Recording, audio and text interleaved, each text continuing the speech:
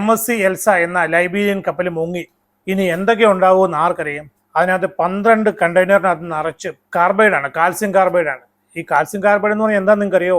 നമ്മൾ ഈ വെൽഡിങ്ങിനൊക്കെ ഉപയോഗിക്കുന്ന ഒരു കെമിക്കലാണ്. അത് ഓക്സിജനും ഈ കാർബൈഡും ഒക്കെ ചേർത്തിട്ട് വർക്ക്ഷോപ്പുകളിലൊക്കെ അത് വെച്ചിട്ടാണ് ഈ സ്റ്റീലിനെ ഉരുക്കുക വരെ ചെയ്യുന്നത്. അപ്പോൾ ആ കാൽസ്യം കാർബൈഡിന്റെ കണ്ടെയ്നർ വെള്ളമായിട്ട് റിയാക്ട് ചെയ്യുമ്പോഴാണ് ഇതെങ്ങാനും വല്ല പൊട്ടിത്തെറിച്ചു കഴിഞ്ഞാൽ എന്താവും എന്നറിയോ? കെട്ടിടങ്ങളൊക്കെ ചിലപ്പോൾ കുലുങ്ങി ഭൂകമ്പം പോലെ ആയിപ്പോവും. ഇങ്ങനെയാണ് ഓരോ ചാനലുകാർ പറഞ്ഞു വരുന്നത്. എന്നെക്കൊണ്ട് ഇങ്ങനത്തെ കള്ളം പറയാൻ പറ്റില്ല. അതുകൊണ്ട് ഞാൻ 5-6 പോയിന്റ്സ് ഇവിടെ നിങ്ങളോട് പറഞ്ഞു മനസ്സിലാക്കാൻ ആഗ്രഹിക്കുന്നു. ഇവർ ഈ പറയുന്ന പോലെ ഈ കാൽസ്യം കാർബൈഡ് ഉള്ള കണ്ടെയ്നർ ഒന്നും പൊട്ടിത്തെറിക്കാൻ പോകുന്നില്ല. ഒന്നാമത്തെ കാര്യം നിങ്ങൾക്ക് വേണമെങ്കിൽ വിശ്വസിക്കുക. പിന്നെ ചാനലുകാർ കുറേ കെമിസ്ട്രി ഗ്രാജുവേറ്റ്സിനെ, കെമിസ്ട്രി പ്രൊഫസർമാരെയൊക്കെ തള്ളിക്കൊണ്ട് വന്നിട്ടുണ്ട്. ഇവന്മാർക്കാണെങ്കിൽ ഈ ലാബിലിരുന്ന് ടെസ്റ്റ് ട്യൂബിനകത്ത് ഓരോ എക്സ്പെരിമെന്റ് നടത്തി കാര്യങ്ങൾ പറയുന്നതല്ലാതെ വേറെ യാതൊരു വിവരവും ഇല്ല. പ്രാക്ടിക്കലായിട്ട് എന്തെങ്കിലും കാര്യം അറിയാവോ? അറിയാമെങ്കിൽ ഇവരൊക്കെ എവിടെയോ എത്തിപ്പോയേനെ. ഇവർക്കൊക്കെ കോളേജിന്റെ ക്യാമ്പസിൽ കിടന്ന് കളിക്കാനേ അറിയാവുള്ളൂ. അവർ വന്നിട്ട് പറയുകയാണ് അത് ഐസോതെർമിക് റിയാക്ഷൻ ആണ്. ഈ എന്തോന്നാ ചേട്ടാ ഈ മനുഷ്യനെ പഠിപ്പിക്കുന്നത്? ഐസോതെർമിക് എന്നൊക്കെ പറഞ്ഞ് അറിയോ അതിന്റെ മലയാളം വാക്ക്? വെറുതെ കിടന്ന് വീശാതെ. വേറൊരു ചാനലിൽ പറയുന്നത് കേട്ടു, അരോമാറ്റിക് ഹൈഡ്രോ കാർബൺ ആണ്. കേട്ടപ്പോഴേ ഞാൻ പേടിച്ചു പോയി കേട്ടോ. എന്തോന്ന് അരോമാറ്റിക്? അരോമ എന്ന് പറഞ്ഞാൽ സുഗന്ധം, നല്ല ഗന്ധം ഉണ്ടാക്കുന്ന ഗ്യാസുകൾ. അതിനാണ് ഈ അരോമാറ്റിക് ഹൈഡ്രോ കാർബൺ എന്ന് പറയുന്നത്. അല്ല, ഇത് ഭയങ്കരമായ പേടിപ്പിക്കുന്ന ഒരു സാധനമൊന്നും അല്ല. അരോമാറ്റിക്കിന്റെ അർത്ഥം അത്രേ ഉള്ളൂ. വേണമെങ്കിലുള്ള ഡിക്ഷണറി എടുത്ത് നോക്ക്. വീണ്ടും നമുക്ക് ആ കണ്ടെയ്നറിലേക്ക് വരാം. 13 കണ്ടെയ്നറിനകത്ത് ഹസാഡസ് മെറ്റീരിയൽ ഉണ്ട്. എന്ത്? ഈ പറഞ്ഞ കാൽസ്യം കാർബൈഡ്. കാൽസ്യം കാർബൈഡ് വെള്ളമായിട്ട് റിയാക്ട് ചെയ്ത് കഴിഞ്ഞാൽ അസറ്റിലിൻ ഗ്യാസ് ഉണ്ടാകും. അസറ്റിലിൻ ഗ്യാസ് ഉണ്ടായി കഴിഞ്ഞാൽ അത് സ്ഫോടനം ഉണ്ടാക്കും. സ്ഫോടനം ഉണ്ടാക്കി കഴിഞ്ഞാൽ തീപിടുത്തം ഉണ്ടാകും. ബോംബ് എക്സ്പ്ലോഷൻ പോലെ ആയി പോകും. ഇതാണല്ലോ അവർ പറഞ്ഞു വരുന്നത്. ഇതൊന്നും ഉണ്ടാകാൻ പോകുന്നില്ല. ഞാനിവിടെ എഴുതിത്തരാം. ഞാൻ കെമിസ്ട്രിയിലെ പ്രൊഫസറൊന്നും അല്ല. ഓരോ എക്സ്പ്ലോഷനും ഉണ്ടാകത്തില്ല. ഒന്നും മിണ്ടായിരിക്കും അവിടെ. അതിന്റെ കാരണം എന്താണെന്ന് ഞാൻ വഴിയെ പറയാം. 640 കണ്ടെയ്നറിനകത്ത് 50 കണ്ടെയ്നർ ഒഴുകി നടക്കുന്നു, അല്ലെ കപ്പലിൽ നിന്ന് വിട്ടുപോയി. അതിൽ 13 എണ്ണത്തിൽ ഹസാഡസ് കെമിക്കൽസ് ഉണ്ട്. അതിൽ 12 എണ്ണത്തിൽ ഈ പറഞ്ഞ കാൽസ്യം കാർബൈഡാണ്. ഒരു കണ്ടെയ്നറിനകത്ത് എന്താണെന്നുള്ള കാര്യം ഇതുവരെ പുറത്ത് പറഞ്ഞിട്ടില്ല. പിന്നെ നിങ്ങൾ ഒരു കാര്യം ഒന്ന് മനസ്സിലാക്കിയാൽ കൊള്ളാം. യൂട്യൂബർമാർക്കും ചാനലുകാർക്കും അറിയാൻ പറ്റാത്തൊരു കാര്യമാണിത്. ഒരു ഷിപ്പിൽ എത്ര കണ്ടെയ്നർ ഉണ്ടായിരുന്നു, അതിന്റെ എണ്ണം കിട്ടും. ഇതിനെക്കുറിച്ചൊക്കെ ആ വിഴിഞ്ഞം പോർട്ടിലുള്ളവർക്ക് വ്യക്തമായിട്ട് അറിയാം. ഏത് ഷിപ്പാണ് വന്നത്, എത്ര കണ്ടെയ്നർ ഉണ്ടായിരുന്നു അതിനകത്ത്, ആ കണ്ടെയ്നറിനകത്ത് എന്തെല്ലാം സാധനങ്ങളാണെന്നുള്ളതിന്റെ ലിസ്റ്റൊക്കെ അവരുടെ ഉണ്ട്. പക്ഷേ അതൊന്നും ഇപ്പോൾ പുറത്ത് വിടേണ്ട ആവശ്യം അവർക്കില്ല. അവർ പുറത്ത് വിടേണ്ട സമയത്ത് പുറത്ത് വിടും. അതല്ലാതെ ചാനലുകാർക്ക് പോലും അത് കിട്ടില്ല. അതൊക്കെ ഇപ്പം എൻക്വയറിയിലൊക്കെയാണ്. എന്തായാലും ഹസാഡസ് എന്നുള്ള ആ ഒരു കാറ്റഗറൈസേഷൻ നടത്തിയിട്ടുള്ളത് കൊണ്ട് ആണ് ഈ 13 എണ്ണം ഇങ്ങനെ ഹസാഡസ് ആണെന്ന് പറയുന്നത്. ഈ എക്സ്പ്ലോഷൻ ഉണ്ടാവും എന്നൊക്കെ പറയുന്നേ പൊട്ട കെമിസ്ട്രി പ്രൊഫസർമാരുണ്ടല്ലോ, കോളേജിന്റെ ക്യാമ്പസിൽ കിടന്ന് കറങ്ങുന്നവര്, ഓരോരുത്തന്മാരുടെ ബന്ധുക്കളുണ്ടല്ലോ TV ചാനലിലൊക്കെ വർക്ക് ചെയ്യുന്നവര്, അവരും ഈ പറഞ്ഞ റിട്ടയർഡ് പ്രൊഫസർമാരും ഒക്കെ കൂടെ ചേർന്ന് ഉണ്ടാക്കിയെടുക്കുന്ന ഓരോ കഥകളാണ് ഇതൊക്കെ. ഇപ്പോൾ ഇവർ പറയുന്ന ഒരു കൺഫ്യൂഷൻ ഉണ്ടാക്കുന്ന ഒരു കാര്യമുണ്ട്. 84 മെട്രിക് ടൺ ഡീസലുണ്ട്, അല്ലെങ്കിൽ മറൈൻ ഫ്യൂവലാണിത്. 367 ടൺ ഫർണസ് ഓയിലുണ്ട്. ഈ ഫർണസ് ഓയിലിന് കുറച്ച് ഡെൻസിറ്റി കൂടുതലാണ്. ഈ 2 സാധനങ്ങളും അസാഡസ് അല്ലേ? ആകെ 13 കണ്ടെയ്നറിലുള്ള സാധനങ്ങൾ മാത്രമേ അസാഡസ് ഉള്ളൂ. ഈ ഡീസലും അല്ലെങ്കിൽ ഈ ഫർണസ് ഓയിലൊന്നും എക്സ്പ്ലോഷൻ ഉണ്ടാക്കത്തില്ലേ? എന്താ അതിനെക്കുറിച്ച് ആരും ഒന്നും മിണ്ടാത്തത്? ആ ഓയിൽ, ഫർണസ് ഓയിൽ അല്ലെങ്കിൽ ഡീസല് വെള്ളത്തിലേക്ക് ലീക്ക് ആയി കഴിഞ്ഞാൽ അത് എക്കോസിസ്റ്റത്തിനെ ബാധിക്കും എന്ന് പലരും പറയുന്നുണ്ട്. അല്ലാതെ അസാഡസ് അല്ലേ? എൻ്റെ അടുത്തൊരു ചോദ്യം, അസറ്റിലിൻ കണ്ടെയ്നേഴ്സ് എക്സ്പ്ലോഡ് ചെയ്യുന്നു. ആ എക്സ്പ്ലോഷനിൽ ഈ പറഞ്ഞ ഡീസലിന് തീ പിടിക്കാൻ പറ്റില്ലേ? ഈ പറഞ്ഞ ഫർണസ് ഓയിൽ, എന്തായാലും ഓയിൽ വെള്ളത്തിന് മുകളിൽ പൊങ്ങി കിടക്കുമല്ലോ, അവിടെ തീപിടുത്തം ഉണ്ടാവില്ലേ? എന്താ അതിനെക്കുറിച്ച് ആരും ഒന്നും മിണ്ടാത്തത്? കാരണം ഈ കെമിസ്ട്രി പ്രൊഫസർ ഇതുവരെ അവരോട് ഇങ്ങനെ ഒരു കാര്യം പറഞ്ഞു കൊടുത്തിട്ടില്ല. അവർക്ക് കിട്ടിയ വിവരങ്ങളല്ലേ അവർക്ക് പറയാൻ പറ്റുള്ളൂ. കിട്ടിയ ഊളത്തരങ്ങളല്ലേ അവരെ കൊണ്ട് പറയാൻ സാധിക്കുള്ളൂ. തൽക്കാലത്തേക്ക് ജനങ്ങളൊന്നും പരിഭ്രാന്തരാവേണ്ട യാതൊരു ആവശ്യമില്ല ഇതിനകത്ത്. ഇവിടെ ഭൂകമ്പമൊന്നും ഉണ്ടാകത്തില്ല, ഇവിടെ എക്സ്പ്ലോഷൻ ഒന്നും ഉണ്ടാകത്തില്ല. കാരണം എന്താണെന്ന് പറഞ്ഞു തരാം. കൊച്ചിൻ പോർട്ടിൽ നിന്ന് 38 നോട്ടിക്കൽ മൈൽ അകലെയാണ് കപ്പൽ മുങ്ങിയിരിക്കുന്നത്. 38 നോട്ടിക്കൽ മൈൽ എന്ന് പറഞ്ഞാൽ 70-72 കിലോമീറ്റർ അകലെയാണ്. അത്രയും ദൂരെ ഈ മുങ്ങിയ സ്ഥലത്തെ ആഴം എത്രയാണെന്നറിയോ? 300 മീറ്റർ ആണ്. ഈ 300 മീറ്ററിന് അടിയിലേക്ക് ഈ കപ്പലും അതിനുണ്ടായിരുന്ന ടാങ്കറുകളും ഈ പറഞ്ഞ ഓയിലും എല്ലാം കൂടി അങ്ങ് മുങ്ങിപ്പോയിരിക്കുകയാണ് അല്ലേ? ഇത് ചാനലുകാരെല്ലാം പറഞ്ഞ കൃത്യമാണ്. പക്ഷെ ആരും തന്നെ അവിടുത്തെ ആഴം എത്രയാണെന്ന് പറഞ്ഞിട്ടില്ല.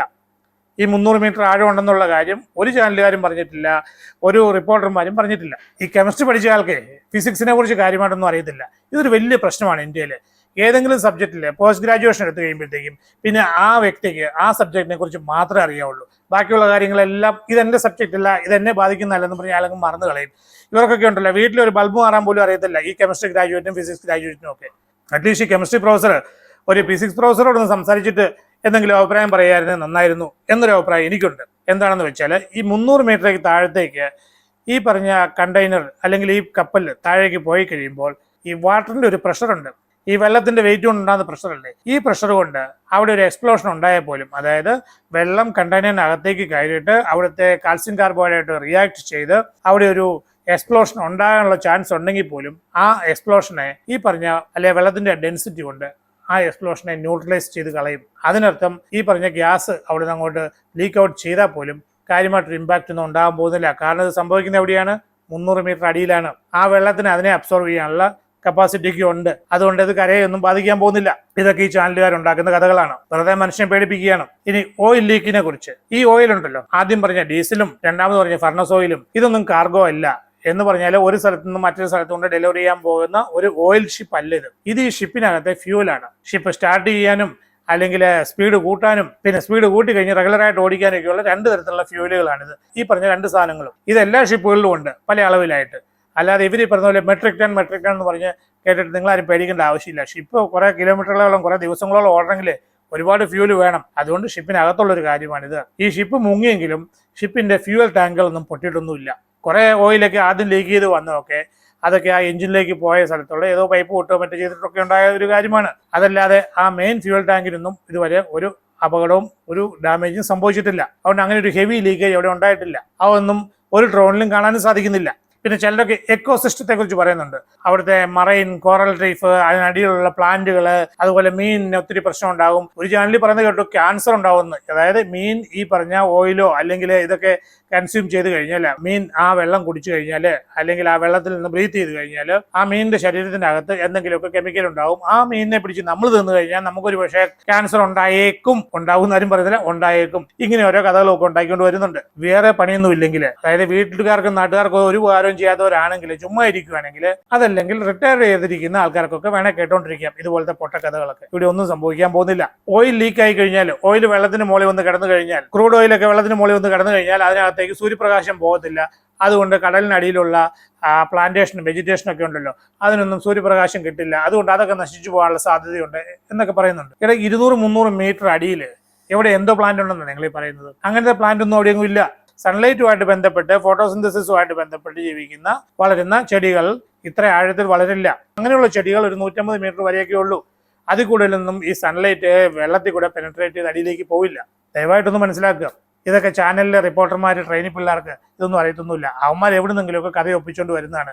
ഇവർ പിള്ളേർ 3-4 പേര് ചേർന്ന് ഉണ്ടാക്കുന്ന കഥകളാണ് ഇതെല്ലാം. ഒരിക്കൽ കൂടി പറയുന്നു, എനി ചാൻസ് എങ്ങനെയെങ്കിലും കാൽസ്യം കാർബൈഡ് ഉള്ള കണ്ടെയ്നർ വെള്ളമായിട്ട് റിയാക്ട് ചെയ്ത് എക്സ്പ്ലോഡ് ചെയ്താൽ പോലും അത് ആ എക്സ്പ്ലോഷൻ അവിടെ അണ്ടർ വാട്ടറിൽ, ആ ഡീപ്പ് വാട്ടറിൽ അത് അബ്സോർവ് ആയി പോവും. ഇനി അഥവാ അങ്ങനെ എന്തെങ്കിലും ചെയ്ത് പുറത്ത് വന്നാൽ പോലും ഇത്രയും വെള്ളത്തിൽ കിടക്കുന്നത്, കടലിൽ കൊണ്ട കായം കലക്കുക എന്ന് പറയില്ലേ, എന്ന് പറഞ്ഞതുപോലെ അവിടെ പ്രത്യേകിച്ച് ആക്ഷനോ റിയാക്ഷനോ ഒന്നും ഉണ്ടാവത്തില്ല. ഒരു തീപിടുത്തം ഉണ്ടാവില്ല. തീപിടുത്തം എങ്ങനെയാണ് ഉണ്ടാകുന്നത്? ഏതെങ്കിലും ഒരു ഇഗ്നിഷൻ സോഴ്സ് വേണം, അതായത് ഒരു സ്പാർക്ക് വേണമെന്ന് പറയത്തില്ലേ, ആ ഒരു സ്പാർക്ക് ഉണ്ടെങ്കിൽ മാത്രമേ ഈ ഫ്യൂവലൊക്കെ കത്തത്തുള്ളൂ. ഈ അസറ്റിൽ എന്ന് പറഞ്ഞ ഗ്യാസ് കാൽസ്യം കാർബൈഡിൽ നിന്ന് ഉണ്ടായിട്ട് അത് കത്തണമെങ്കിൽ അതിന് ഓക്സിജൻ വേണം. വെള്ളത്തിനിടെ എവിടെയെങ്കിലും ഓക്സിജൻ ഉണ്ടോ? അല്ലെങ്കിൽ ആരെങ്കിലും സ്പാർക്ക് പ്ലഗ് ഇരിപ്പുണ്ടോ? ഇല്ലല്ലോ. അതുകൊണ്ട് അങ്ങനെ ഒരു എക്സ്പ്ലോഷൻ തീപിടുത്തൊന്നും ഉണ്ടാകാൻ പോകുന്നില്ല. പിന്നെ ഒരു കാര്യം ഗവൺമെന്റ് പറയുന്നുണ്ട്, ഈ കണ്ടെയ്നറൊക്കെ കരയിലേക്ക് അടുത്തു കഴിഞ്ഞാൽ അതിനെ തുടരുത്, അതിനടുത്തേക്ക് പോരെന്ന് പറയുന്നതിന്റെ കാര്യം എന്താണെന്ന് വെച്ചാൽ, ആൾക്കാരെ ആകാംക്ഷ കയറിയിട്ട് ചിലരൊക്കെ ഒരു സ്പിരിറ്റ് കയറി കണ്ടെയ്നറൊക്കെ പിടിച്ചു വെച്ചിട്ട് അത് കുത്തി തുറന്ന് അതിനകത്ത് വല്ല സാധനമൊക്കെ എടുത്തുകൊണ്ട് പോകാനുള്ള സാധ്യതയുണ്ട്. കാരണം 640 കണ്ടെയ്നറിനകത്ത് ഈ പറഞ്ഞ 13 ഒഴികെ ബാക്കിയുള്ള കണ്ടെയ്നറുകളിലെല്ലാം തന്നെ വളരെ വിലപിടിപ്പുള്ള സാധനങ്ങളാണ്. ഇലക്ട്രോണിക് സാധനങ്ങളുണ്ട്, ഫ്രിഡ്ജ്, TV, കമ്പ്യൂട്ടർ, അങ്ങനെയുള്ള ഒരുപാട് സാധനങ്ങളുണ്ട്. ഇതൊന്നും ആരും എടുത്തുകൊണ്ട് പോകാതിരിക്കാൻ വേണ്ടിയിട്ടാണ് ഗവൺമെന്റ് ഇങ്ങനെ ഒരു കാര്യം പറയുന്നത്. അതുകൊണ്ട് ഗവൺമെന്റിനെ ഞാൻ കുറ്റം പറയത്തൊന്നുമില്ല, ഗവൺമെന്റ് അതിനുള്ള പ്രിക്കോഷൻ എടുക്കുന്നു. അല്ലാതെ ഈ കണ്ടെയ്നർ ഒന്നും അടുത്തോട്ട് വന്നാലൊന്നും ഒന്നും സംഭവിക്കത്തില്ല, ആർക്കും ഒരു ആപത്തും ഉണ്ടാവത്തുമില്ല. ഗവൺമെന്റ് പറയുന്ന കേൾക്കലൊന്നും ഞാൻ പറയത്തില്ല കേട്ടോ. 640 നിന്ന് 13 കുറച്ച് കഴിഞ്ഞാൽ 627. ആ 627 കണ്ടെയ്നറിലും മനുഷ്യന് ആവശ്യമുള്ള എടുത്തുകൊണ്ട് പോയി കഴിഞ്ഞാൽ, വിറ്റ് കഴിഞ്ഞാൽ കുറച്ച് കാശ് കിട്ടുന്ന ഒരുപാട് സാധനങ്ങൾ അതിനകത്തുണ്ട്. ബുദ്ധിയുള്ളവന്മാർ ചിലപ്പോൾ അതൊക്കെ പിടിച്ചെടുത്ത് എന്തെങ്കിലുമൊക്കെ ചെയ്യാനുള്ള സാധ്യതയുണ്ട്. ഈ പറഞ്ഞ കപ്പൽ മുങ്ങിയെങ്കിൽ ആ കപ്പൽ കമ്പനിക്ക് പോയി, അല്ലെങ്കിൽ അതിൻ്റെ ഇൻഷുറൻസ് കമ്പനിക്കാർക്ക് പോയി, അത് അവരെങ്ങനെയൊക്കെ പൊക്കി എടുത്തുകൊണ്ട് പൊക്കോളും. തൽക്കാലത്തേക്ക് അതൊക്കെ വിട്ടിട്ട് നമുക്ക് നമ്മുടെ കേരളത്തിലെ മഴയെക്കുറിച്ചൊക്കെ സംസാരിച്ച്, അല്ലെങ്കിൽ ഈ മഴക്കെടുതിയിൽ ദുരിതങ്ങളൊന്നും ഉണ്ടാകാതിരിക്കാൻ വേണ്ടി ആഗ്രഹിച്ചുകൊണ്ട് ഞാൻ നിർത്തുകയാണ്.